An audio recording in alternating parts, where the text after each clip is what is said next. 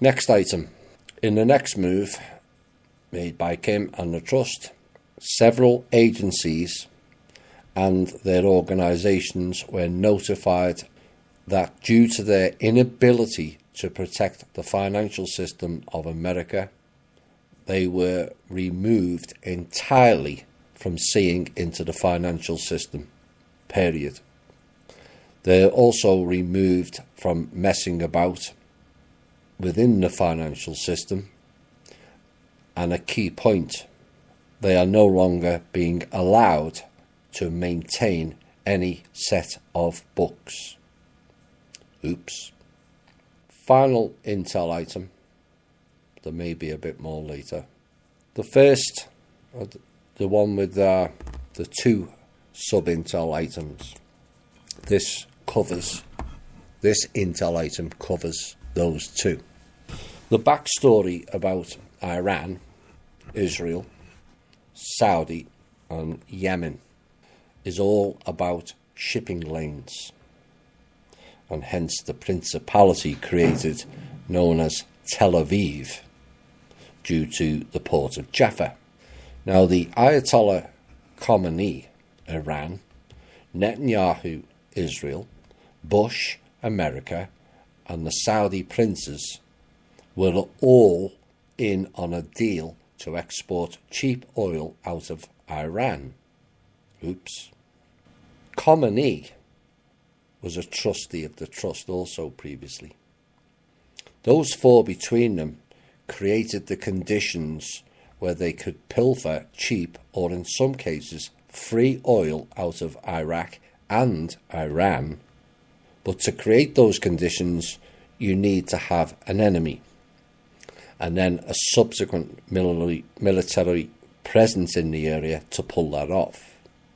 Iraq was set up via the alleged invasion of Kuwait back in the 1990s, which is of course another shipping port and a route out for the shipping of the oil.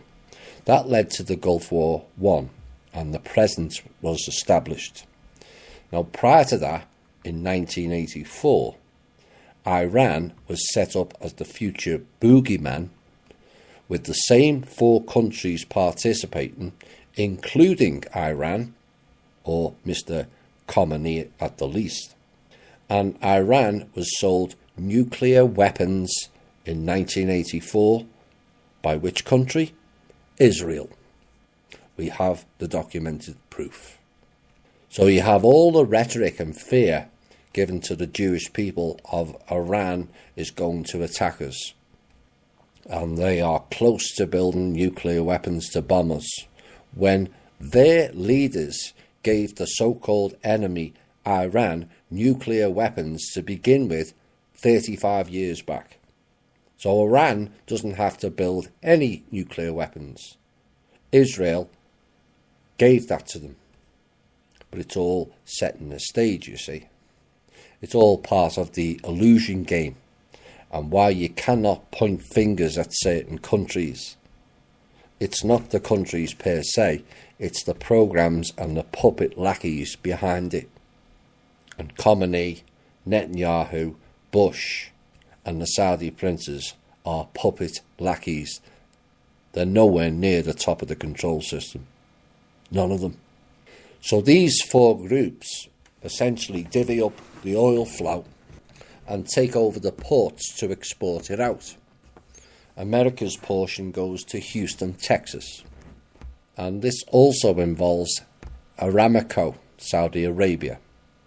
And these groups, as I said, are getting cheap oil at $25 a barrel, and sometimes for free, and then sell it at double the value or more. What is the real cost of producing oil? Well, once the initial cost of setting up a pump is made, it's usually around $10 million. Now, the operating cost to produce a barrel of oil is less than $1 per barrel. $1. And they're charging at the moment 60 odd.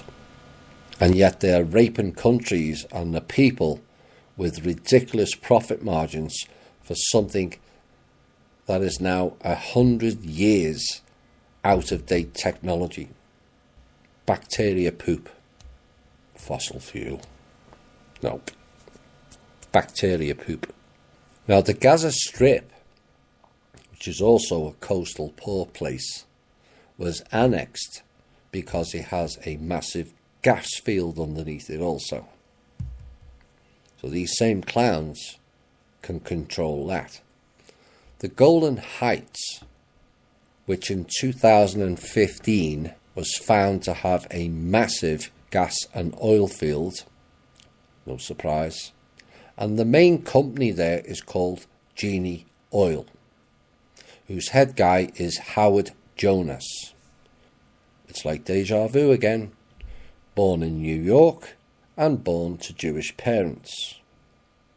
A comment becoming all too familiar now, isn't it? So how was Howard Jones set up in the Golan Heights? He was granted exclusive oil and gas exploration rights in the southern part of the Golan Heights by Mr. Netanyahu. You see the links now?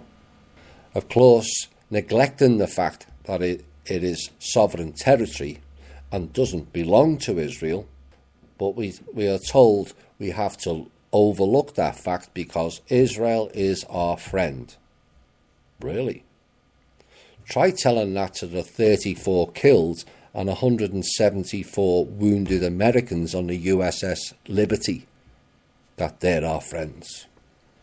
Jonas is also the top man of the group IDT Media. Quite a conglomerate he's got there. And of the 5,000 employees working there, 25 to 40% are Jewish. Bearing in mind the demographics for America, the Jewish population makes up 2%. You see, it's all about keeping it in-house. All about the deals, you see. Let's keep it all in-house. House spelt with a capital H, not small h. The houses. A house of fun to them. A house of madness to us.